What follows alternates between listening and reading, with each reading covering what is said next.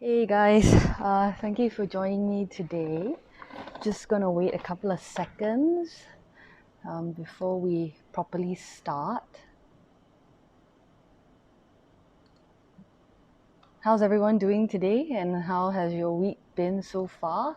Sorry, I just keep looking at my computer screen because I'm trying to get set up on the back end here. So how's everyone been doing this week, and how's your week been? Have you guys been able to put into practice all the stuff that we talked about last week with regards to disappointment? Good morning, Sharon. Thank you for joining me this morning. If you guys are watching, please leave a comment to say hi so that I know who's watching and I can say hi to you guys. Let's see. Yeah, so how's everyone doing? How's your week been? What have you guys been up to?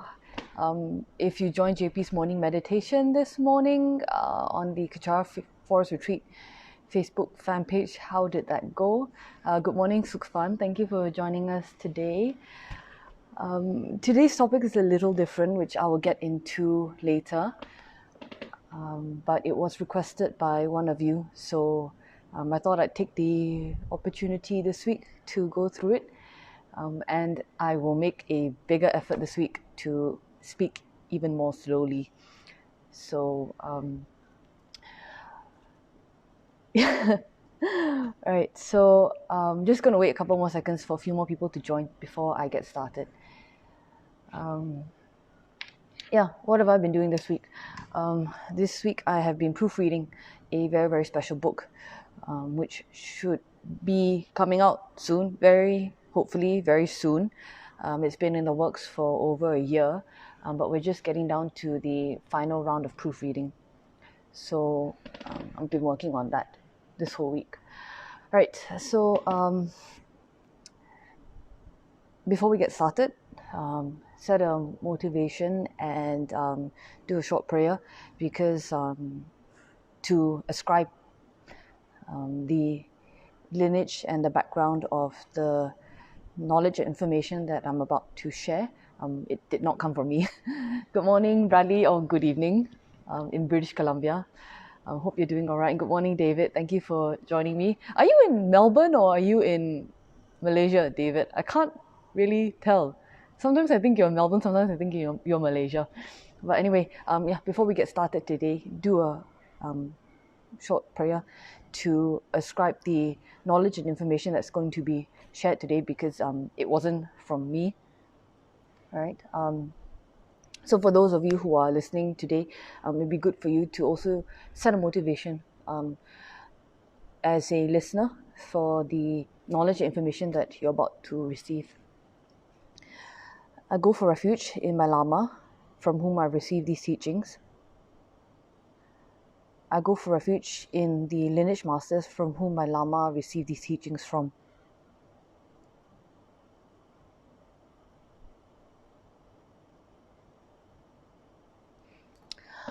All right. Good morning, Iman. Good morning, Gillian.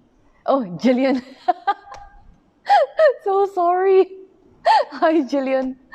Okay, so last week I spoke about disappointment, and this week I'm going to talk about something a little different. First of all, you guys might be wondering why I keep talking about depressing subjects like miserliness and guilt and blame and disappointment and all those types of things. Why do I keep talking about all of these so-called depressing subjects instead of talking about things which are happier? Why not talk about, happy things like, positive vibes and sending out energy into the universe and all of that. The main reason for why I keep talking about these so-called depressing subjects like guilt and miserliness and all of that is because our problem isn't about acquiring happiness. Our problem isn't about the acquisition of happiness. Our problem is actually acquiring the right kind of happiness. Okay? So what am I talking about when I say the right kind of happiness? I'm talking about a happiness that's stable, a happiness that's not subject to change, a happiness that's not subject to external factors, that's not volatile, that's not turbulent, that doesn't go up and down and fluctuate. She used the word fluctuate more often than volatile. But yeah, so our problem isn't the acquisition of happiness, but our problem is actually the acquisition of the right kind of happiness that's stable and that's unchanging. And so when trying to develop this type of happiness and maintain it, what our stumbling blocks are and what our challenges are these traits, these non-virtuous traits, these afflictive emotions that we all experience, like guilt and blame and miserliness and disappointment and all of that. So these are the stumbling blocks that we experience when we are attempting to search for happiness. And so that's why I keep covering it, these so-called depressing subjects, because I can, I can be all, love and light and all of that. Good morning, Jerry, and good morning, Xiao Li. Thank you for joining me today. So I can talk about all of these, love, light, eat, pray, love, all these kind of things. But we all know how to do that. I was just watching this documentary a couple of nights ago, talking about the correlation between money and happiness, and whether there's such a thing as the famous adage, money can't buy happiness, right? So it was talking about the relationship between money and happiness, and whether there is a so-called perfect salary.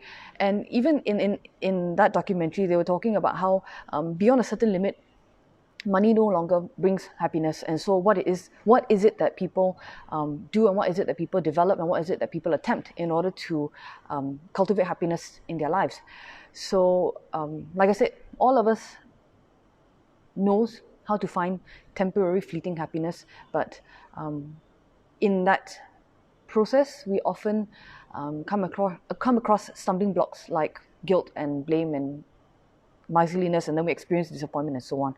So that's why I keep talking about depressing subjects like that. But this week I'm going to talk about something a little different, and this week I'm going to be talking about a subject that was actually requested by one of Rinpoche's students, one of our guru's students, His Eminence Tsem Tulku Rinpoche's students, and that's how to deal with Rinpoche's passing into Parinirvana, or Rinpoche's departure. So I'm going to do my best to cover that, and as I said on Facebook and on Instagram and all of that, I can't make any promises about not crying during this live stream. I will do my best, but I'll do my best to cover this topic today. Obviously, what I'm going to share today does not just apply to our lama. It applies to your own gurus as well. If you have other teachers, if you are a student of another lama who happens to be watching this live stream, and your lama has passed into Parinirvana, this information I'm going to share today could apply to you too. But for the ease of conversation, ease of discussion, ease of sharing, I will be using our guru, and I'll be referring to our Rinpoche. All right, because he's the example for us. And by the way, if you guys do have a special request for a particular talk, or if you have a particular question that you would like to have answered, please let me know, or please let one of the other pastors know, or any one of us who's doing a live stream, and we will try to make that happen for you. And before I get into today's topic, also just want to thank the sponsors of today's talk. Chu Suk Fan. Dedication is may all beings have happiness and peace, and may Rinpoche return swiftly to turn the wheel of Dharma. Kong Iman, may there be unceasing true compassion and wisdom amongst all sentient beings. And Ming Hui Ying, may the Dharma grow and benefit all sentient beings. So thank you very much for sponsoring today's talk. So when talking about Rinpoche's departure, the subject that we're really talking about is the subject of grief and how to deal with it. And what I find really interesting in talking about grief is that it was actually Rinpoche who taught all of us how to grieve. Me personally, the first time I ever grieved somebody was the passing of my grandmother, whom we call Ama in Hokkien. And Rinpoche was very kind to come and do her funeral. And after the funeral ceremony, Rinpoche actually gathered our family, and over a phone call, and shared with us advice on how to grieve her life, how to celebrate her life, and also the next steps to take. So I know that on many occasions, for many of you who are watching now and maybe watching later, Rinpoche was the one who taught you how to grieve. So what's interesting is now considering the question of how to grieve and how to celebrate our Lama's life. How do we grieve our Lama? So the thing that we're all taught as Buddhists, right, is not to cry at funerals, not to cry when somebody passes, not to cry during the first 49 days, because when someone passes, they may not necessarily know that they have passed. And if you watch JP's paranormal live stream on Thursdays at 10 p.m. on the Tsem Paranormal Zone Facebook fan page, you will have heard many, many times JP talking about how we should try our best not to cry when somebody has passed. Why? Because sometimes the person, the consciousness, doesn't know that they've passed, especially if they've died quite suddenly. Obviously, this doesn't apply to our Lama, because Rinpoche passed away in full control. But for us ordinary beings, our consciousness may not necessarily know that we have passed. So by crying and by being very expressive and being very verbal with our sadness, it can cause confusion. It can trigger certain types of karma for the deceased to hinder, to hamper, to slow down the process of them taking rebirth. It could trigger feelings of confusion, and like I said, trigger certain karmas that may propel them towards a not necessarily advantageous rebirth. So we are taught as Buddhists not to cry or not to be too expressive with our sadness when somebody has passed or at a funeral. So given that that's been shared with us, over and over again, then the question you guys might be thinking about is it bad to feel sad when somebody has passed? And the too long didn't read answer is no, it's not bad to feel sad. It's normal to feel sad. It's normal to grieve somebody's passing.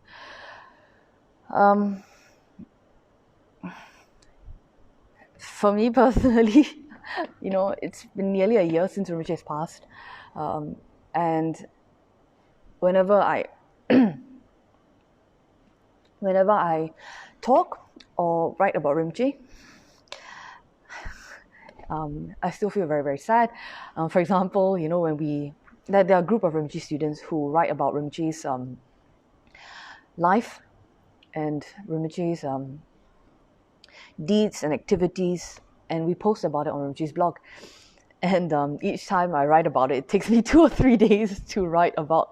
Honestly, in spite of how short the posts are, it takes about 2 or 3 days to write, because I write, then I cry, and then I write, then I cry, and then I cry, then I stop, and it takes a while. So it's normal to feel sad about somebody's passing. There's nothing unusual about it.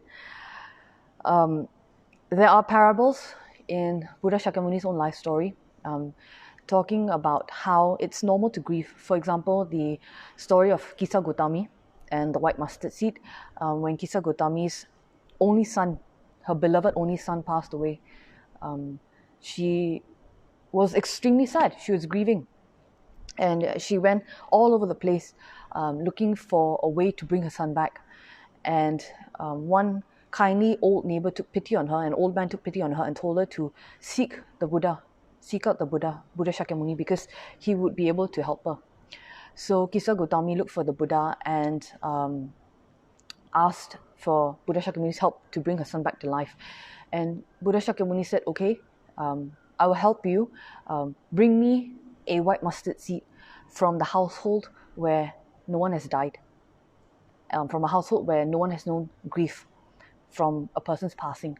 So Kisa Gotami was overjoyed, because she thought she had finally found the answer to something that she'd been wanting for a very long time. So she went all over the place, knocking every single door that she could find and begging every single person, asking them whether they had ever experienced, or rather whether they had never experienced somebody's passing. And the more she looked and the more she searched and the more she hunted for someone who had never experienced death and never experienced grieving,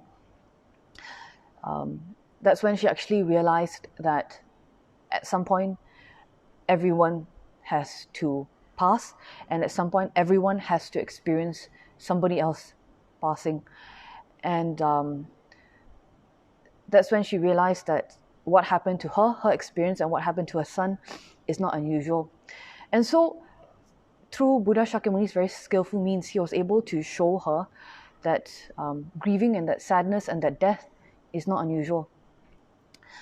And that's what I want to share with you guys today, is that, feeling sad about our lama's passing is not unusual, it's not bad, it's quite normal. And that, grief will always be there. I mean, in Kisa Gautami's case, yeah, she grieves her son. And even after she came to the realization that everyone experiences death, that no one's free from death, and no one's free from the experience of grieving, she still continued to grieve her son, but she practiced. And by the end of her lifetime, she actually achieved arhatship. So grief never leaves us. Grief can remain with us, for the rest of our lives. And there are people whom we mourn many, many years later, after their passing. Like, for example, I still mourn my grandmother sometimes. But why? The question is, why do we mourn them? Why do we grieve them? And good morning, Jacinta. Thank you for joining us today. So why do we mourn people, even several years after their passing? There are many reasons. Sometimes we mourn them because we remember their kindness and we are grateful for their kindness. I mourn my grandmother because she was a wonderful person. She was one of the nicest people I've ever met. And I was very lucky to have her as a grandmother. So we mourn people who were very, very kind to us, and we remember their kindness and we're grateful for it. We mourn because we're human and we get attached to people. In the case of our lama was our father, our lama was our mother, our friend, our guide. Our lama played many, many roles for us. So we're human, we get attached, we are unenlightened, and so, when we experience somebody's passing, we experience a break in that relationship with somebody who was very special to us. Of course we mourn, and of course we grieve. The funny thing is that last night when I was sleeping, I had an extremely lucid dream. I don't often have dreams, but when I do, they're really, really lucid. And last night's dream was, it was so realistic. And I dreamt that I was preparing for this talk. I know, right? I was preparing for this talk and setting up, and everything went wrong.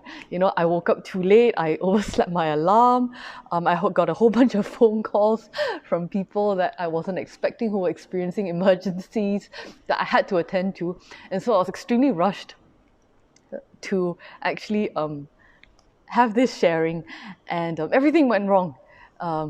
Phone wasn't working, internet went down, and throughout the entire dream, I was getting extremely agitated and getting really worried and getting very worked up.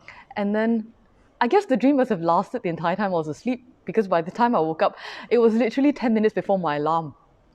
And that lingering feeling that you get after you've had a very lucid dream, and then you wake up and then you still feel all the emotions that you were experiencing during the dream. So when I woke up, I still had those feelings of being worked up and being very agitated. And then the first thing I thought of was,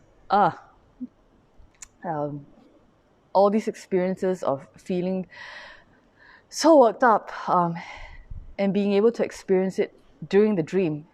I was very fortunate that I guess there must have been some obstacles leading up to having this discussion and having this sharing and being able to experience it during the dream. I don't know, I guess somehow purified some of the obstacles that might have otherwise have manifested. So fingers crossed, no internet problems and no other issues today. But anyway, grieving is a normal process. Experiencing grief and mourning someone for several years after their passing is normal. It's not bad. And we oftentimes do this because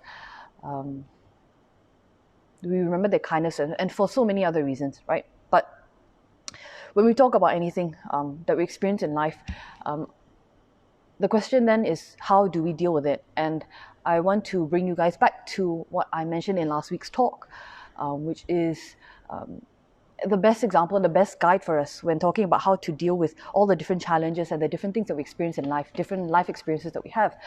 How do we deal with it? Who's the best guide? Is our lama. So always asking, what would Rinpoche do in any given situation, right? So, of course, the most well-known example that all of you guys will be aware of in how to deal with grief is, how did Rinpoche navigate and how did Rinpoche deal with his grief over His Holiness Kyabje Song Rinpoche's passing. And as all of you guys will know, Rinpoche was sad. Rinpoche would be sad and Rinpoche would cry when talking about His Holiness Kyabje Song Rinpoche. And although Rinpoche himself is enlightened, Rinpoche would still show this sadness and Rinpoche would still show this grief, or at least Rinpoche would manifest it, right? And manifest that Rinpoche felt that kind of sadness. So when I bring this up, what I want to impress upon you guys is that it's normal to feel grief and it's normal to experience and to mourn. But the question then is, when Rinpoche showed this kind of sadness over His Holiness Kyabje Song Rinpoche's passing, the question that we should all consider is, how did Rinpoche turn that grief into something quote-unquote positive? So what did Rinpoche do as a result of that grief? How did Rinpoche deal with Kyabje Song Rinpoche's passing to Parinirvana? And Rinpoche quote-unquote dealt with it by honouring Kyabje Song Rinpoche's memory and by honouring Kyabje Song Rinpoche's work and Kyabje Song Rinpoche's activities and his deeds. By practicing, by promoting, and by spreading Dharma. And I don't know if you guys are necessarily aware of this, but before Rinpoche came to Southeast Asia, before Rinpoche moved to Malaysia, if you think about it, how, with the deepest respect, how famous was His Holiness Kyabje Song Rinpoche's name in Southeast Asia and in Asia? So Rinpoche dealt with Kyabje Song Rinpoche's passing by making and promoting Kyabje Song Rinpoche's name until it became so famous. And to this day, if you Google, His Holiness Kyabje Song Rinpoche's name, you'll be very hard. Even if you scroll down Google Images, you will always find a picture of Tsem Rinpoche at some point in the Google Images. Why? Because Rinpoche talked about His Holiness Kyabje Song Rinpoche so much that Rinpoche's name, Tsem Rinpoche's name, became synonymous with His Holiness Kyabje Song Rinpoche's name. So that's how Rinpoche dealt with the grief, by honouring and by promoting and by spreading the Dharma and by promoting and spreading his Lama's name. Right? And by never giving up the commitments that Rinpoche made to his Guru, regardless of the challenges and regardless of the obstacles, which, all of us know what they were. So, although it is normal to feel sad and although it's normal to grieve somebody's passing, what is not constructive and what is not helpful is getting stuck on that sadness. So, as a segue into talking about how to deal with grief and sadness, what I want to do is encourage you guys to meditate on where grief comes from. So if I recall back to the time of our Guru's passing and to the time of Rinpoche's Parinirvana, and I, think back to the thing that I heard the most during that period, the thing that I heard the most during that time was people talking about that they were too late. So I heard a lot of people saying, oh, I was too late, or I regret not making more offerings, or I should have come sooner, or I wish I had written into Rinpoche sooner, I wish I had come to Kechara Forest Retreat sooner. And to this day, I still hear and I still read people saying that, they wished they had connected with Rinpoche much sooner. And they wish that, I should have listened to Rinpoche's instructions. I should have gotten involved sooner. Or, I should have stuck it out and I shouldn't have given up so easily. So during the time of Rinpoche's passing into Paranirvana, the thing that I heard most commonly is expressions of regret. So when thinking and talking about that, we should meditate on where grief comes from, where our grief comes from, and where our sadness comes from. Are we sad over Rinpoche's passing because we are sad that it means Rinpoche did not have the opportunity to perhaps reach out to more people? And when you meditate on this, be honest, all right? And honestly speaking, even for myself, the main reason for why we're sad over Rinpoche's passing isn't an altruistic reason, it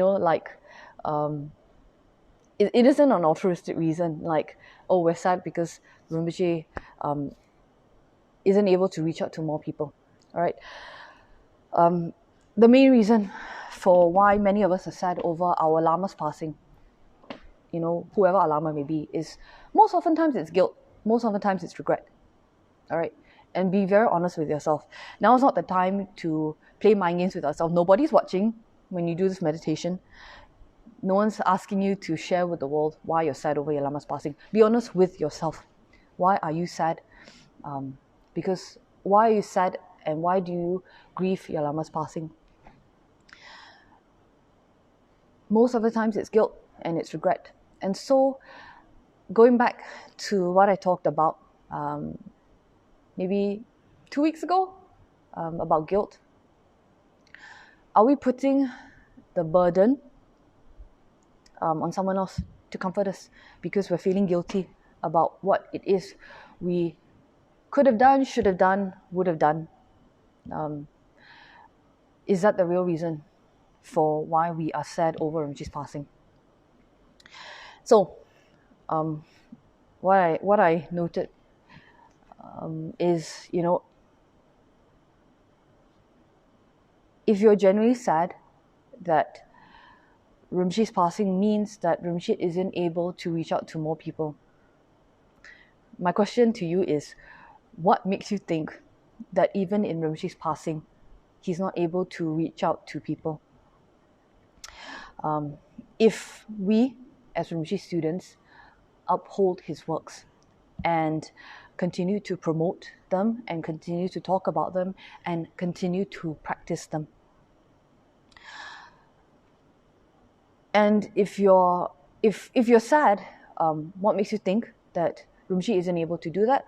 And if you're regretful and if you're feeling guilty and that's the source of your grief, then my question to you, my question to myself is, what am I doing to change that? What am I doing to bring about a positive or constructive result as a result of feeling that grief, as a result of feeling that sadness over our lama's passing to Paranirvana? Genuine sadness over somebody's passing will motivate us to do more. Whether it's genuine sadness over our lama, whether it's genuine sadness over our loved one, genuine sadness over somebody's passing will motivate us to do more. An example that Rinpoche often used is the Mothers Against Drunk Driving organization in the US. So Rinpoche said that genuine sadness that arises out of compassion always motivates something constructive, always motivates a constructive result, a positive result. For example, with Mothers Against Drunk Driving, it was one mother's sadness, genuine sadness, that arose out of compassion that led her to establish an organization to campaign against drunk driving, which then led to countless lives being saved. On the other hand, sadness that arises out of guilt, out of regret over somebody's passing, whether it's our lama or whether it's one of our loved ones, it doesn't often lead to constructive results, right? Guilt and regret comes and goes. It depends on our mood. When we are feeling guilty and we're feeling regretful, then we're going to do something about it. We're going to make efforts towards some kind of result. And hence, because guilt and regret are dependent on our mood, our result's going to go up and down. It's not going to be consistent. So remember what I talked about 2 weeks ago about guilt and sadness being a very tricky form of self-centeredness and being a very tricky manifestation of selfishness. Excuse me. Selfishness, Rinpoche always explained, selfishness is a very poor form of fuel because selfishness is not long-lasting, selfishness runs out, and selfishness is not consistent. Hence, sadness arising out of guilt and regret doesn't lead to consistent constructive results, whereas genuine sadness out of somebody's passing that arises out of compassion is very strong, powerful fuel because it leads to something that's consistent. It leads to longevity in our results because you can think higher. You can think beyond the passing of somebody's corporeal form, their body, and focus on the benefit and focus on commemorating and celebrating their life by developing something positive and something concrete out of it. Now, the thing about meditating on the source of our grief and the source of our sadness is that none of us are genuinely 100%, none of us experience grief that's genuinely 100% arising out of guilt. And none of us experience grief that is genuinely 100% arising out of compassion because we're still unenlightened. All of us fall somewhere along the scale. It's like a spectrum, right? So maybe 70% guilt, 30% compassion. Maybe sometimes it's 50% guilt, 50% compassion. Maybe some of us are more developed, more practiced than others. And so it's 80% compassion and 20% guilt. But whatever it is, it's on a sliding scale, it's on a spectrum. And so now the question is, what can we do as people who experience guilt and people who experience mourning to push ourselves along this scale so that our grief arises more out of compassion and more out of genuine sadness for someone's passing rather than guilt? What can we do to try and make ourselves more consistent and try to celebrate somebody's life in a positive way than have that sadness arise out of guilt where we are pushing the burden onto somebody else to comfort us? Oh, you're so sad, over this person's passing. Oh, look at you. You look like, you look genuine. You look, how do you say? You must have loved this person so much, right? So turning that grief into a form of boosting and bolstering our ego because we rely on people praising us to make us feel better. So what can we do to push ourselves over to doing something, having something positive arise out of this grief that we're feeling? So when I'm talking about how to grieve Rinpoche's passing to Parinirvana, what I'm really talking about is how we can emulate the example that our Lama showed us in grieving his own teacher's passing, His Holiness Kapje Song Rinpoche's passing. All right. Good morning, Eunice. Thank you very much for joining us today. Good morning, Danny. I hope I pronounced your name correctly. Apa khabar? And good morning, Li Leng Yang. I'm so sorry if I mispronounced your name. There's a sharing here from Sharon. Sharon said, I remember Rinpoche saying to us that he missed his teacher, Song Rinpoche, each and every day, even after so long. But what I noticed is that Rinpoche used his sadness to keep his precious Lama's legacy alive and upholding his commitment strongly. That's exactly it, right? So when we're talking about how to grieve Rinpoche's passing, let's not talk about sadness, although we are sad and although we grieve and although we mourn. So sorry. Let's talk about how we can do something constructive out of it. And that means taking concrete steps. So what I want to share with you guys is concrete suggestions and not something that's abstract and something that, it's impossible for us to do. So the first thing that Rinpoche always asked us to do was focus out. Stop focusing on ourselves, because when we feel grief, when we feel guilt, when we feel regret, and that's the source of our grief, that's us focusing in. That's us saying, I'm sad, I'm sad, I'm sad, I'm sad, comfort me, comfort me, comfort me. And that's us focusing in. So the very first thing that we can do when talking about how we can grieve and how we can deal with our lama's passing is focusing out. Now is the time for us to move beyond guilt, because guilt is paralyzing. Guilt doesn't allow us to move forward. Guilt doesn't allow us to progress. So now is the time for us to talk about what we can do to transform that guilt into action, right? And how we can prevent ourselves from experiencing guilt and regret in the future about similar things. Because remember, Rinpoche's passing is not the last death that we will ever experience. And so how can we focus out and use something that's extremely sad to develop something positive, right? And don't get stuck on crying and sadness, and start to think about what Rinpoche has done for us, how Rinpoche has been so kind to us, and how we can give back. Because, whether or not we have met Rinpoche, whether or not we have been physically close to Rinpoche, Rinpoche has done something for all of us. I wouldn't be here on Facebook today. There wouldn't be Facebook today. There wouldn't be a Kechara fan page today.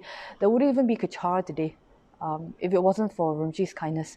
So what is it that we can do to give back to our Lama?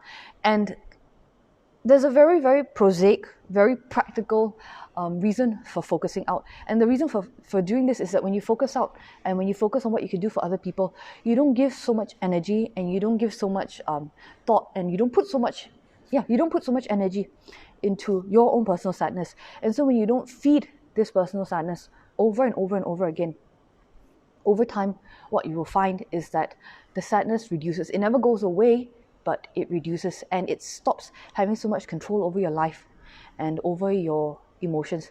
For example, like I always mention, using our guru as an example, Rinpoche's sadness over Kyabje Song Rinpoche's passing never went away.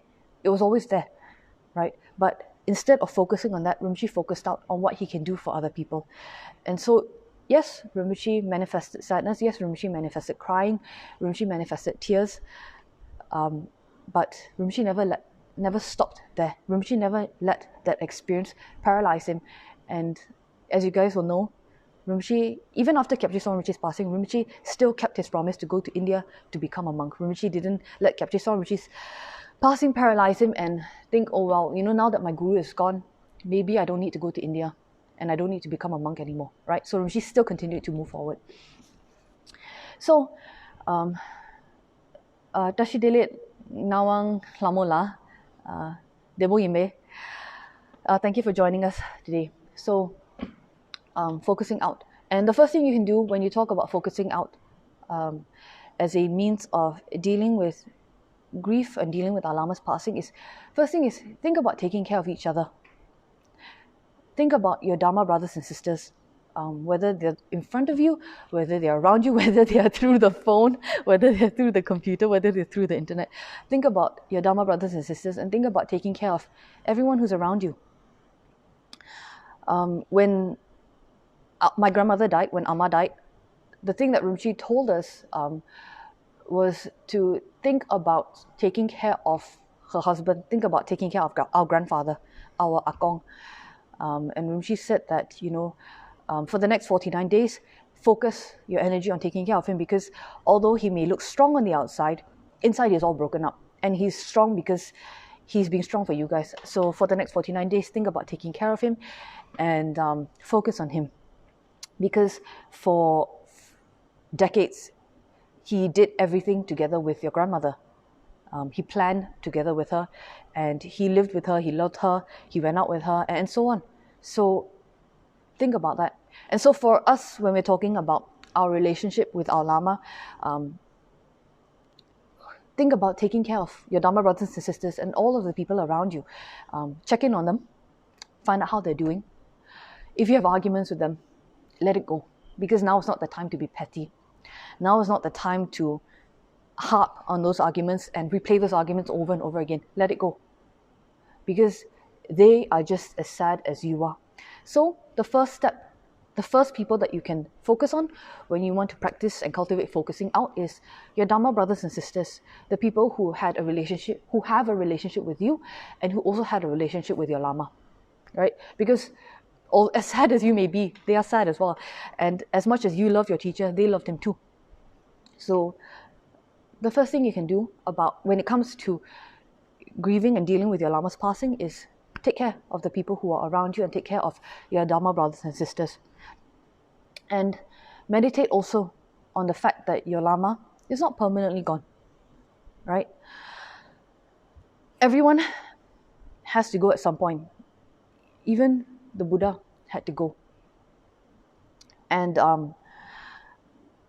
as I've mentioned before, during the Buddha's passing, again, as enlightened and as attained as the Buddha students were, they still were sad, right? You would think that for people who were in direct contact with Shakyamuni himself and who were so practiced and who had perfect memory for Shakyamuni's teachings, that they would manifest being fine when Shakyamuni was passing, but they weren't. If you read the story of Shakyamuni's passing and you read the sutras, even Shakyamuni's personal attendant, Ananda, was sad, and they were crying, they were wailing, because they knew that Buddha was passing into parinirvana. What did Buddha do when he observed their crying?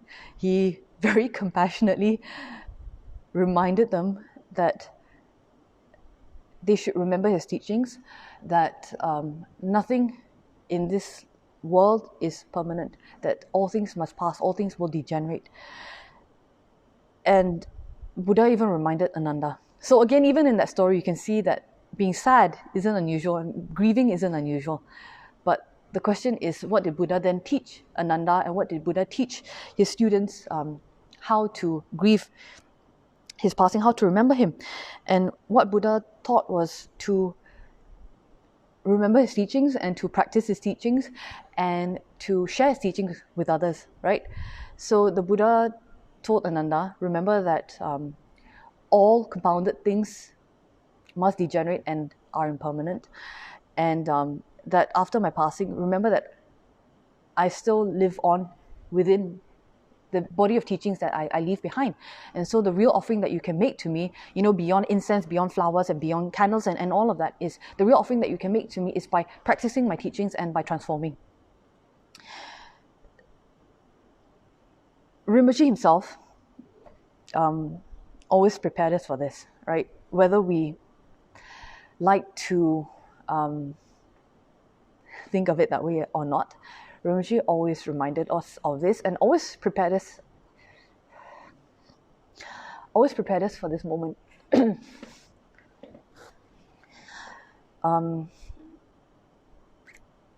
Whether it was very directly or whether it was indirectly. Indirectly how? Indirectly, Rinpoche will often say that if someone is a real Lama, the first thing that the thing that a real Lama would do is, as soon as you become their student, they will do everything that they can to push you away from them. What does that mean? It doesn't mean that, the Lama will keep rejecting you. What it means is that, excuse me, what it means is that a real Lama isn't about ego. A real Lama isn't about accumulating followers. A real Lama isn't about accumulating wealth. A real Lama is about doing everything possible to help you and to guide you so that you become capable of helping yourself, that you no longer have to rely on your teacher, and that you can be independent of your teacher. So how does that indirectly help to prepare us for Rinpoche's passing? It's because Rinpoche knew that at some point Rinpoche's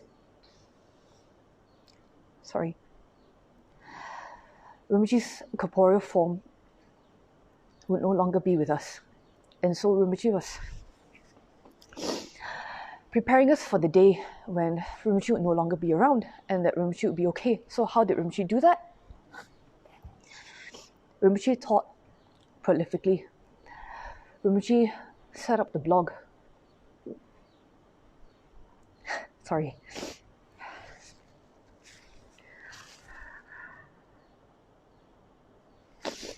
Rinpoche set up the blog.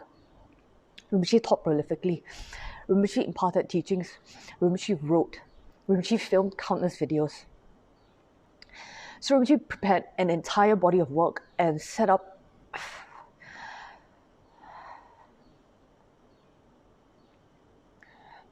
an organization and a system and a so-called structure for all of us to connect with and for all of us to have something to rely on for when Rinpoche's physical form is no longer around. I'm so sorry. Excuse me. So Rinpoche prepared us indirectly that way by always reminding us that a real lama and a lama's real job is not to keep and not to accumulate students, but a lama's real job is to make sure that when he is no longer around, or when to prepare the students for when he's no longer around, and to prepare the students to be okay without him. It doesn't mean that you love him less. It doesn't mean that our lama loves us less, but it means that the lama truly loves us because he wants us to always be okay, whether he's around or not. And how did Rinpoche prepare us directly? Very simple. Rinpoche constantly reminded us that, at some point, Rinpoche will no longer be around. Rinpoche would tell us directly, one day I'll no longer be here, right? And so, one day, you guys will need to be able to do all of this on your own, for yourself. And so if you think about it, why is it in the last few years, Rinpoche didn't give as many public teachings. Rinpoche left everything to the students. Whether it was the day-to-day, running of the organization, or whether it was instructing his students to give more teachings, to hold more events, to get used to doing live streaming. Why is it that, Rinpoche did all of that? It was because Rinpoche actually warned us, very often that Rinpoche would no longer be around one day. So, yeah, meditate on that. Meditate on the fact that for a very long time, our Lama has been preparing us for a day when his physical form will no longer be around. And meditate on the fact that our Lama was very kind to do that. And meditating, on our Lamas, on meditating on the fact that Rinpoche is not permanently gone also is a wake-up call for us. Because why is it that we limit Rinpoche's activities and Rinpoche's deeds to his corporeal form? Why is it that we think that Rinpoche is only able to benefit and only able to turn the wheel of Dharma when he's physically here? The example that Rinpoche used for us very, very recently is the example of His Holiness, the 10th Panchen Lama, right? So, there was one story that Rinpoche told us about His Holiness, the 10th Panchen Lama. When he was giving a teaching one day, His Holiness, the 10th Panchen Lama, closed his eyes and he appeared to fall asleep. And then at one point, His Holiness, the 10th Panchen Lama, opened his eyes and started laughing. And so when one of his students asked the Panchen Lama, why is it that you're laughing? The Panchen Lama said, oh, one of my emanations is doing something funny somewhere else. So another story that Rinpoche shared with us, also related to His Holiness the 10th Panchen Lama, is that when the search came for, the 9th Panchen Lama's reincarnation, they found 2 boys. And both boys were reincarnations of His Holiness the 9th Panchen Lama. But in the end, only one could ascend to the throne, or to be enthroned as His Holiness the 10th Panchen Lama, the mind emanation. And so that mind emanation was enthroned as His Holiness the 10th Panchen Lama, but another emanation was then enthroned as Panchen Otru Rinpoche.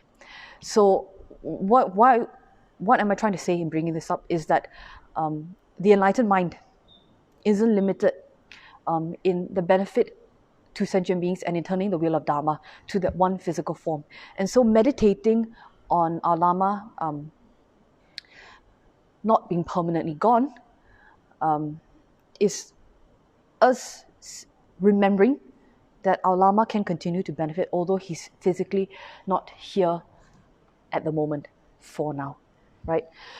So when you meditate on Rinpoche not being permanently gone, the question then is, what are you doing to prepare for Rinpoche's passing, for Rinpoche's return, excuse me. When we meditate on Rinpoche not being permanently gone and the fact that Rinpoche will return, what are we doing to prepare for that return? And how are we involved and how are we participating in that moment and in that time? Rinpoche shared with me and another student maybe 3 or 4 years ago, that the role of a student is to prepare the teaching space for the Lama. Whether that teaching space is a physical place, like a hall, a physical venue, or whether that teaching space is our mind. A student's role is to prepare that place for the Lama to impart teachings and for the teachings to be given and for the teachings to be delivered effectively and for those teachings to be practiced. So what are we doing as students to prepare both the physical place and our mental space for our Lama's return to teach us? Good morning, Hannah. Good morning, Kamala. Thank you for joining us today. This is taking a little longer, probably because I keep stopping to cry. I'm so sorry. But bear with me, guys. What are we doing? And the first thing that we can do, one of the things that we can do in order to prepare the mental space for our Lama's return, in order to prepare for Rinpoche's return, is to make an effort to remember and to practice Rinpoche's teachings. Listen to the YouTube videos. Snippets are being posted on Rinpoche's Facebook fan page almost every day, or if not every day. Make an effort to listen to the teachings. Make an effort to revisit and to read the teachings on the blog. And don't carry the attitude like, oh, I've heard that before. Oh, I've listened to that teaching before. Oh, I've read that blog post before. Oh, I know this, I know that. Right? Don't carry that attitude. Don't think, oh, this teaching is too basic. I'm much more advanced and I don't need to listen to that again. Why? Because when we think in that way, actually, as unpleasant as it may sound, but the honest truth is that when you have that kind of attitude is a very tricky form of rejection. Because what you're saying is, I don't need to listen to my Lama's teachings because I'm too good for that. And so if you analyze the essence, the core message of that attitude, it is actually rejection. And so when you start rejecting small things like that consistently, what you end up doing is you end up reinforcing an attitude of rejection. And sooner or later, as we've talked about in previous weeks, that attitude can then spill over and influence other areas and other aspects of your spiritual practice. So it starts with something as small as thinking, I don't need to listen to that teaching, I don't need to read, I don't need to revisit that video, I don't need to revisit that post, it's too basic, I've moved beyond that, I'm too advanced for that. Because it starts with that attitude of rejection and then it starts to spread to other things. So Rinpoche always reminded us, are we enlightened or are we unenlightened?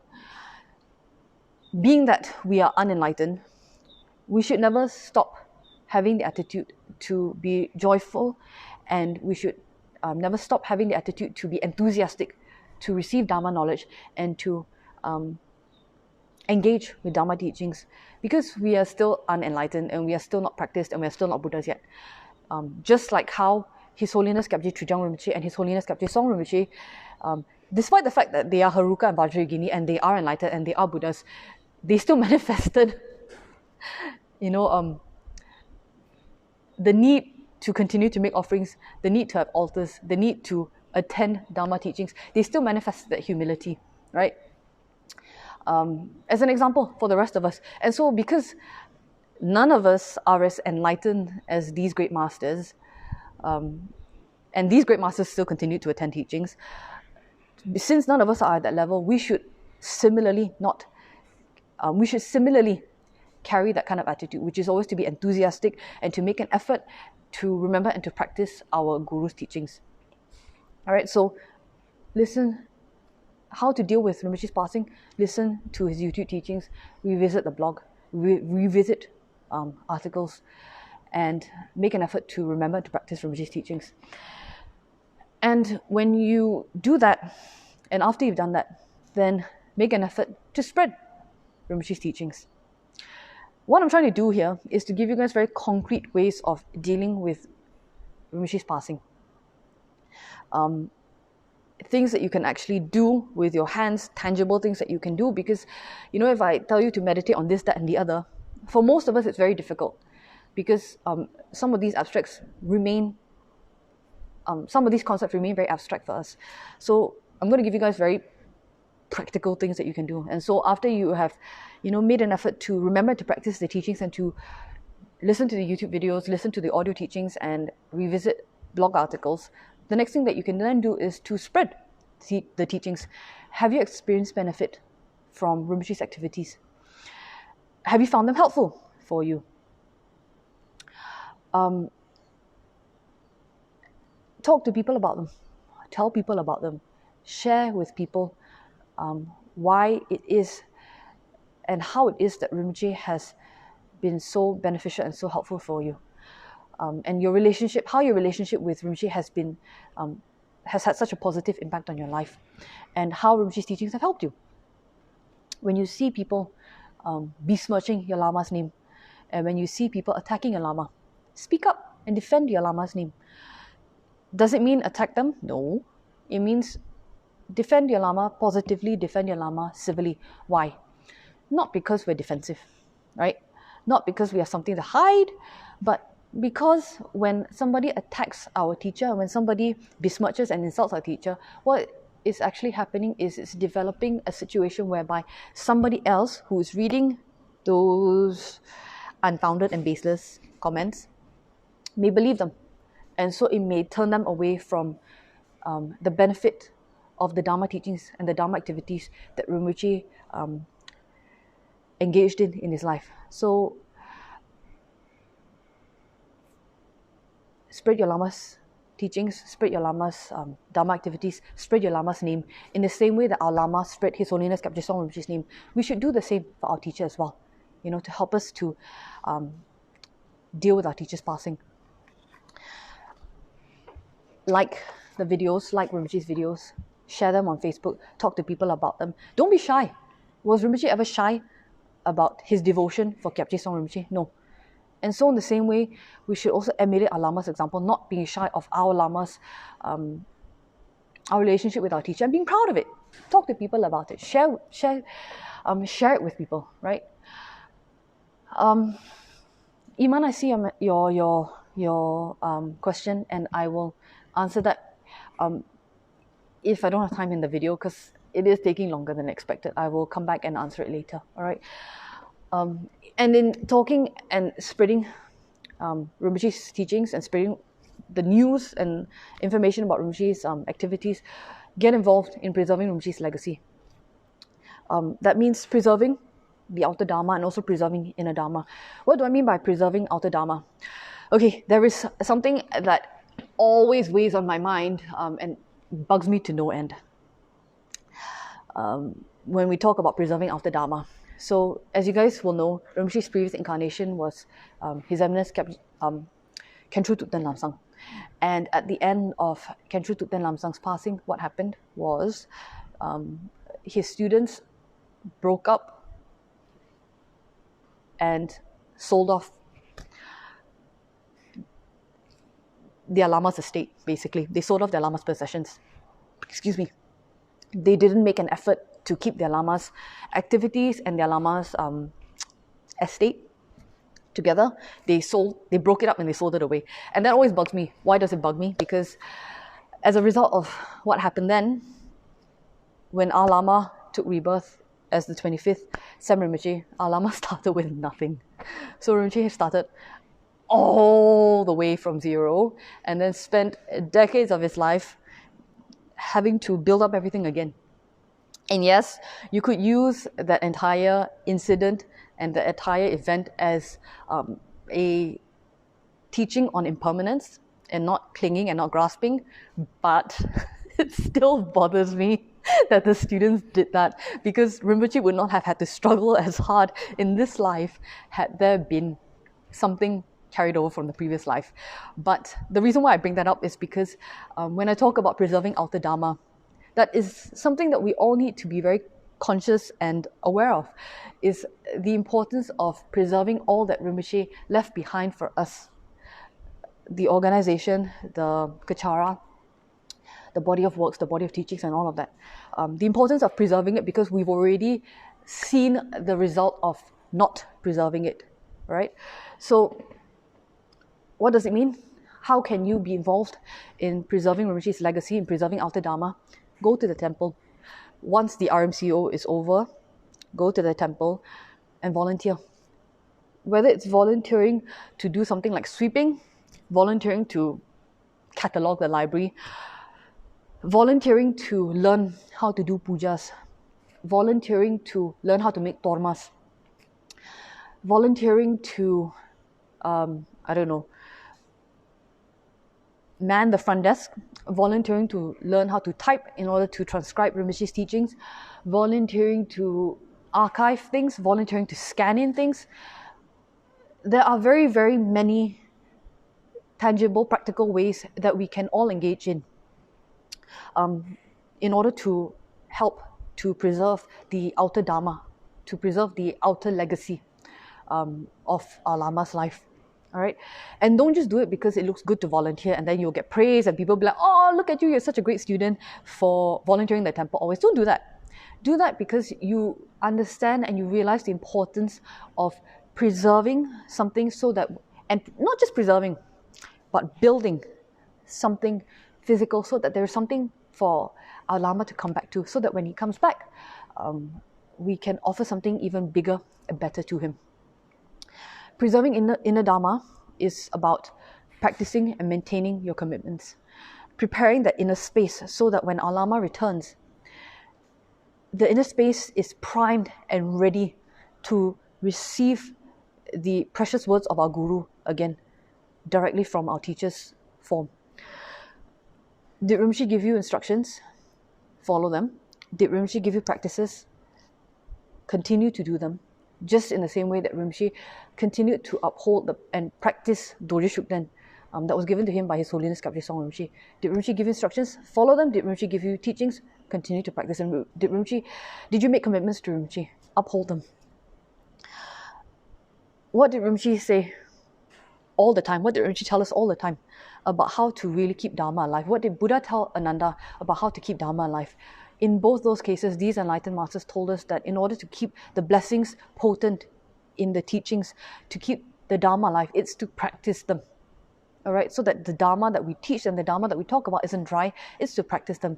So preserving Rinpoche's legacy is preserving the outer Dharma, which is preserving the temple, and that means getting involved, that means participating and volunteering in whatever way is possible.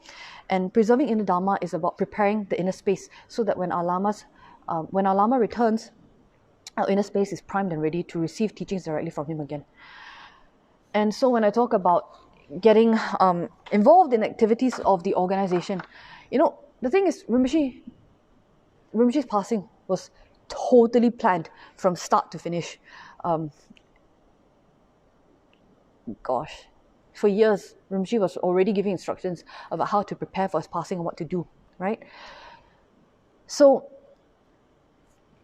getting involved means look at who is leading the initiatives to bring our Lama back. Look who is talking about it. Look who is organizing activities related to it, and then get involved. Support them. How can you support them? Supporting them doesn't just mean financial support, although that is very, very much needed. But supporting them and getting involved also means getting your hands dirty, getting physically involved, giving your time and giving your energy and giving effort to it, giving your thought to it, not just shooting out ideas, but actually manifesting those ideas and making those ideas work and making those ideas successful. Don't say, oh, I don't like this, I like to do that. Don't say, I don't know how to do this, I don't know how to do that. For example, like making tatas, right? Not everyone knows how to make tatas, but the thing is, you all have to start from somewhere. We all have to start from somewhere. And when it comes to any activity, at some point we never knew how to do it. Like, for example, I'll give you a very relatable to me anyway example. I didn't know how to cycle properly 6 months ago, like 1 month ago. I didn't know how to use clipless pedals on my bike. So everyone has to start from somewhere, right? So practice, getting involved, and not making this distinction between things you like and things you don't like, because what is more important than our preferences? What is more important than what we like and what we don't like? Our lamas return. So don't say things like, there's this activity, but I don't like the person who's leading that. I'll get involved in that because I like the person who's leading that. Don't say that. Why should we not say that?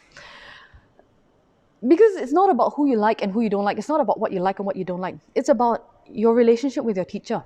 And it's about honoring and remembering that relationship that you have with your teacher. Were there people that our Rinpoche liked and didn't like, or manifested that he liked and didn't like? Yes, there were people whom Rinpoche manifested finding very difficult. But did Rinpoche continue to work with them? Yes. Why did Rinpoche continue to work with them? Because of his bodhisattva motivation. Of course, because of his bodhisattva motivation.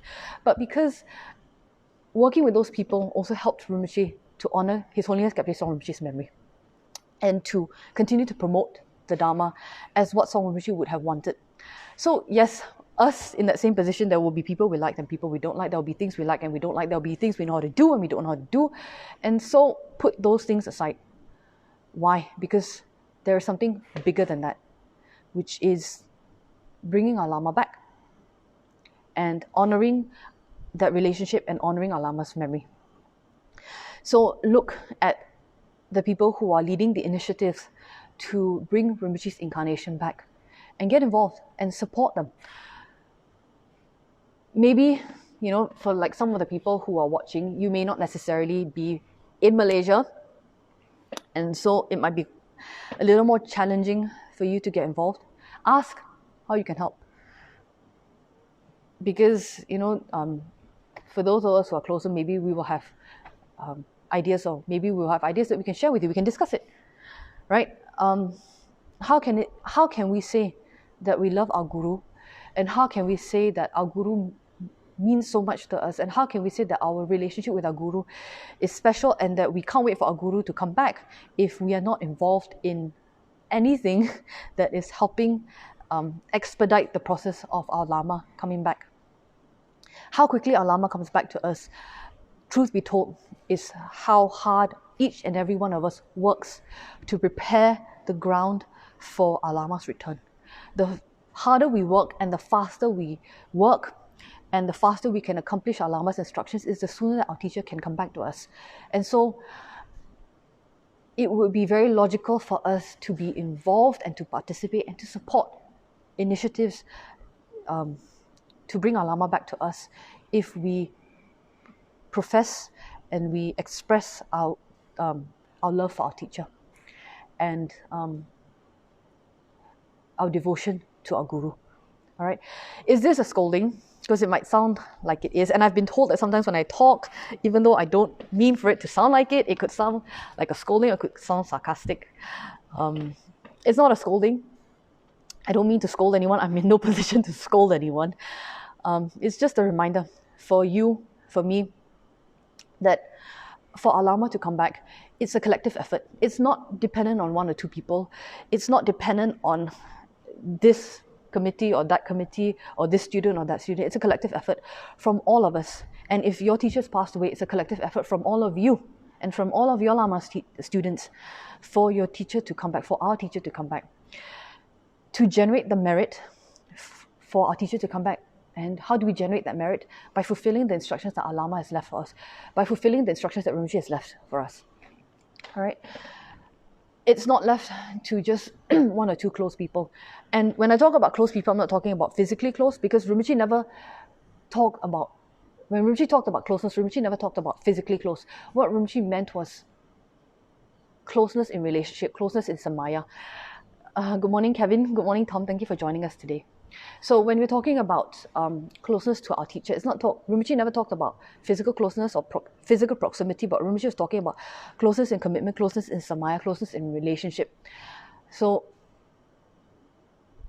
Rinpoche coming back isn't dependent on close students, physically close students, but Rinpoche coming back is dependent on all of us and our collective effort as Rinpoche students to lay the groundwork for our Lama to come back as quickly as possible. So when we talk about how to deal with Rinpoche's passing, how can you deal with Rinpoche's passing, is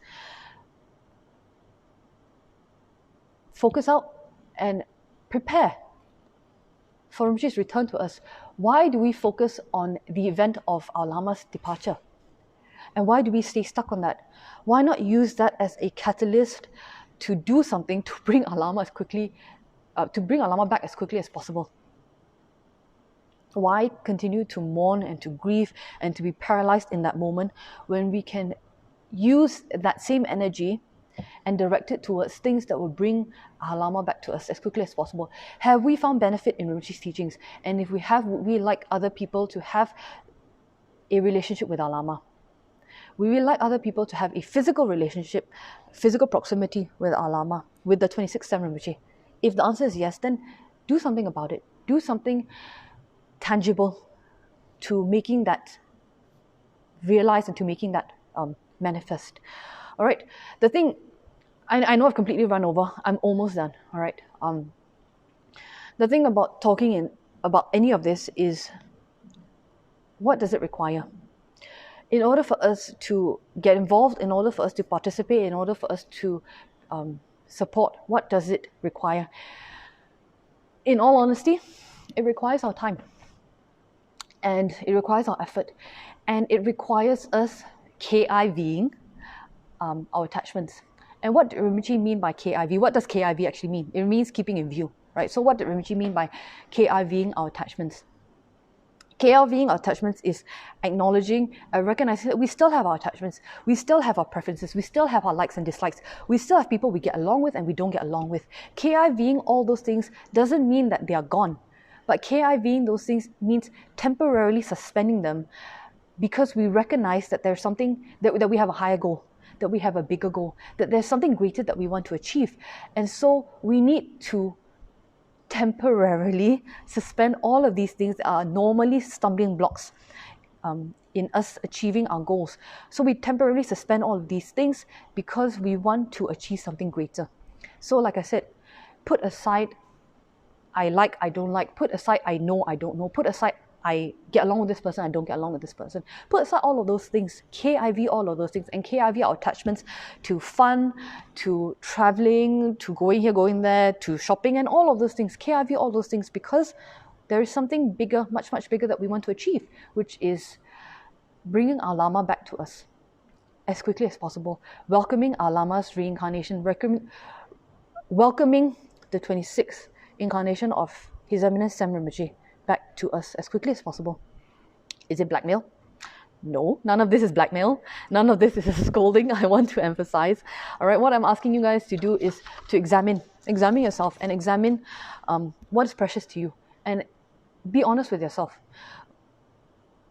We, you, me, I spend a lot of time making excuses for ourselves. We spend a lot of time making excuses for our bad habits, justifying our bad habits and justifying our non-virtuous actions.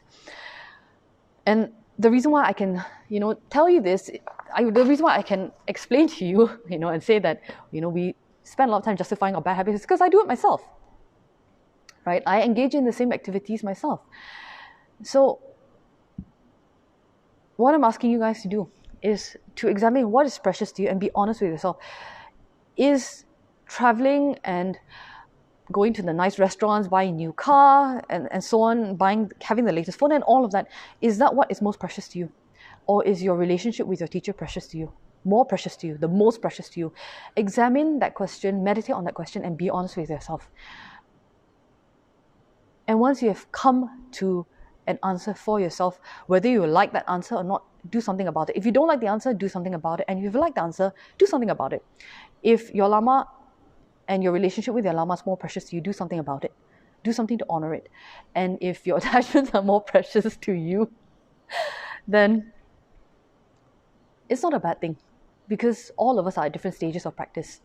And if your attachments are more precious to you, do something about it. Why should you do something about it? Not because, oh, Pastor Gina said that I should do something about it, but do something about it because it'll be good for you to do something about reducing the preciousness of your attachments and practicing keeping in view, KIV, your attachments. We used to rely on our Lama being honest with us. We used to rely on Rinpoche holding up a mirror to our afflictive emotions and to our negative habits and to our non-virtuous actions. We used to rely on that. And now is the time that we should put in more effort to be honest with ourselves, because our Lama temporarily is not with us to do that. All right, so now is the time for us to be honest with ourselves, be honest with our practice, and be honest with what it is that we value more. Do we value our teacher more? Do we value our relationship with our teacher more? Or do we value our attachments more? And if we value our attachments more, is there something that we can do to KIV or to reduce our attachments, because it will be good for our spiritual practice? All right.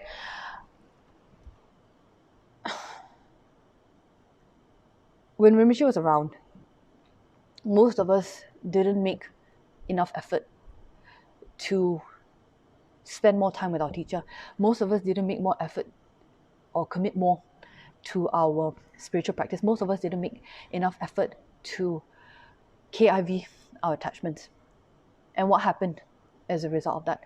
What happened as a result of that was when our teacher passed, a lot of us expressed regret for not having done more when our teacher was around. So think, when the 26th incarnation of Tsem Rinpoche comes back, what do you want to happen? Do you want, at that moment when Rinpoche is being enthroned, do you want to express more regret for the current present time that we have now? Or do we want to be able to look our Lama respectfully in the eye and be able to tell our Lama, whilst you were temporarily gone, whilst your form was temporarily gone, I did my best to further my practice, and I did my best to uphold my commitments to you. When Rinpoche comes back, do we want to be in a position where we express more regret for having spent this time now furthering our attachments? Or do we want to be able to honestly look our Lama in the eye and say, I did my best.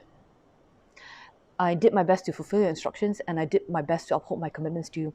So think back to that time when Rinpoche passed, when the 25th incarnation of His Eminence Tsem Tulku Rinpoche passed. What emotion did you experience at that time? What did you say at that time? What were your thoughts at that time? Were you thinking regret? I should have been there more. I should have done more. I should have been more involved. I should have been around more. I should have gotten closer. I should have made a bigger effort. Did you express regret? And think, when the 26th incarnation comes back, do I want to be in that same position again where I am expressing regret again? Oh crap, I should have done much more in the last 5 or 6 years, but instead I treated it like a quote-unquote holiday. So think, all right, at that time, will you be able to look back on this period now and be proud of what you did, and be proud of how you helped things to continue and to grow? Or will you be in a position where you experience and verbalize even more regret? Think about that. All right. So I've gone way over. I'm so sorry. This was supposed to be an hour long, but what I'll do is I'll quickly answer Iman's question.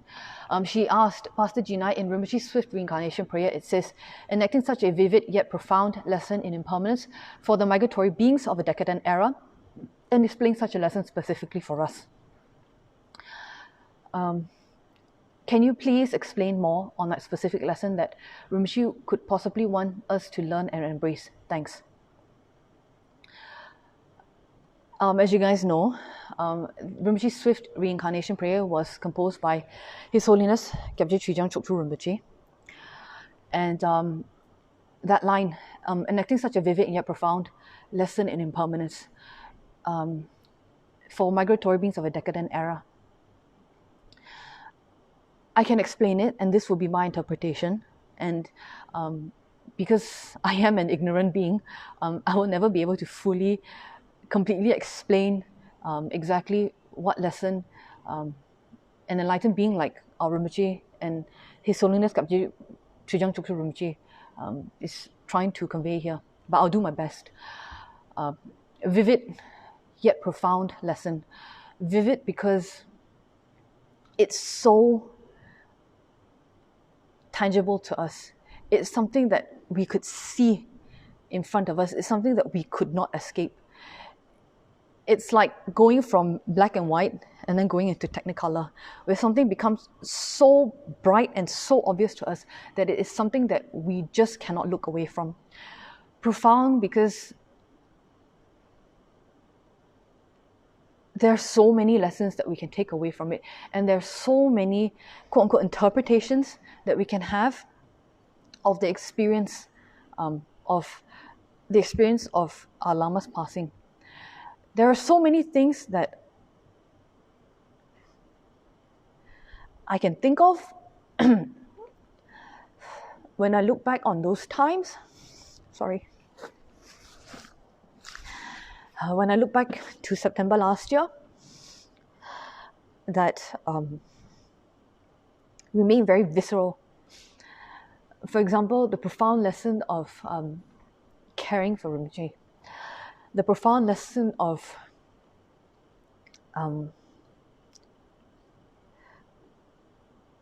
Rinpoche showing us what it was like to continue to focus out, even up to his last moment. The profound lesson of what happens when you commit to your practice, that the result is absolute, full, utter control of your rebirth. The profound lesson that our Lama never stopped acting for the benefit of sentient beings, even up to his passing, and that even his passing was a lesson for us. So many, many profound lessons of from that time. And impermanence, we saw, for those of us who had the merit to have an audience with our lamas, Gudong, corporeal form, the lesson in impermanence was that all of us one day will be in that position too. And so if we commit and we engage in practice and we commit to our spiritual practice, that one day we could be in the same position where we are as prepared and as controlled over our passing as Rinpoche was. We one day will die. There's nothing, as the famous line goes, right? Death is certain, but the timing of our death is uncertain. And so knowing that our passing is inevitable, what are we doing to prepare for it? How prepared are we for it? And so when we see, when we experience Rinpoche's passing, when we have audience with Rinpoche's Gudong, that lesson in impermanence is, for me, is when I see Rinpoche's Gudong, one day I too will be there. Am I prepared for that time? How am I prepared for that time? How am I preparing for that time? And that no one, no matter how enlightened they are, because our physical form is composed of the 5 elements, one day the karmic conditions for these 5 elements to be joined and for our form to be here, the karmic conditions will expire. The karmic conditions will be gone, and we will have to pass.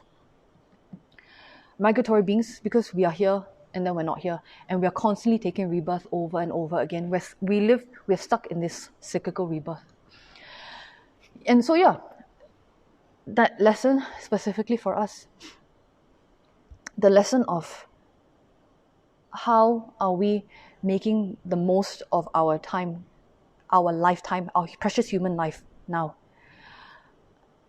How are we spending this interim period between our lamas incarnations? How are we involved in bringing our lamas incarnation back?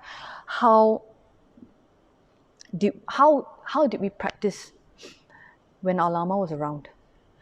How committed were we to our practice? How are we honoring our lama's memory? How are we upholding our lama's legacy? That as decadent and as distracting and as so-called pleasurable as this life is, that one day we will have to leave it all behind. Just as Rinpoche showed us he has left behind temporarily, how are we preparing for it? How are you preparing for it? How am I preparing for it? For me, that would be a very, very brief explanation for the specific lesson that Rinpoche could possibly want us to learn and embrace, which is that you and I will one day no longer be here. And so how are we ourselves preparing for that moment? All right. I've completely run way over, so I'm going to wrap things up here now. I'm sorry if things were a little bit all over the place today, but I hope that something that I shared in the last 1.5 hours was possibly useful for you guys in how to deal with Rinpoche's passing. If you have any questions or if there was anything that was unclear, please leave me a comment and I will reply to you either in the comment section or I will reply to you at the beginning of next week's video. Thank you guys very much for sticking out with me and for being here today. I guess what I want to say is reflect in the last week what you have done to honor your lama's memory and to honor your relationship with your teacher and to be involved in preserving and upholding Rinpoche's legacy and to promoting and spreading Rinpoche's teachings. Have you done, was how much effort you put in something that you are proud of, or was how much effort you put in something that you feel that can be improved on? And in the week ahead, now that we're moving into a new week, what else can you do from where you are to be involved and to deal in a constructive manner with Rinpoche's passing? Are you going to spend this week ahead feeling sad and guilty and regretful and being paralyzed by that? Or are you going to spend the week ahead turning that energy that lies behind the guilt and the regret, turning the energy towards a more positive and more constructive direction? And what can you do about it? And if you want ideas, if you need ideas, talk to one of your Dharma brothers and sisters, talk to one of the pastors, all right? Because maybe there's something that you can get involved with that you may not necessarily have heard about. And as a nice, gentle reminder, again, not a scolding, remain open-minded, all right? Remain open-minded about what you can be involved with and try your best, because with Rinpoche, the most important thing always was sincerity. So try and remain open-minded and meditate on the fact that there is something greater than our attachments and that there's something greater than our preferences and our likes and dislikes, who we like, who we don't like, what we know how to do, what we don't know how to do, what we like to do, and what we don't like to do, and all of that. Right? So in the week ahead, think about how else I can contribute to preparing for the return of His Eminence, the 25th Eminence Tsem Tulku Rinpoche, and what else it is that we can do to preserve, to promote, and to spread our Lama's teachings. All right. Just very quickly, see if I can finish this before 1 hour, 30 minutes. Just very quickly, a reminder, upcoming programs for today, the Dorji Shukden Sadhana at 2 p.m. on the Chinese Kechara Facebook fan page, as well as the live chat with Pastor Albert at 3 p.m. Both of these, 2 p.m., 3 p.m. at Malaysian time, GMT +8. And then on Tuesday at 8 p.m. will be the Tsem Rinpoche Swift Return Puja. So if there is anything that you guys can do from where you are about laying the groundwork and creating the causes for our Lama's swift return, it is participating in this puja. All right, so it's Tuesday 8 p.m. on the Kechara Facebook fan page, and Tuesday at 9:30 p.m. Easy Dharma for the New Normal by Pastor Nirol and Pastor David. All right, thank you guys so much for joining me today. Again, if you guys have any questions, please leave me a comment and I'll try and answer it either in the comment section or as part of next week's video. And if you have any requests for prayers and offerings to be made, please let me know as well. Again, thank you to the sponsors of today's video, and if you guys wish to sponsor, you can do so on the Vajra Secrets website. Don't forget to do your dedications and do your prayers from wherever you are. I will do it after this live stream has ended. All right, thank you guys so much for joining me, and I'll see you same time, same place next week. Bye guys, and have a good Sunday.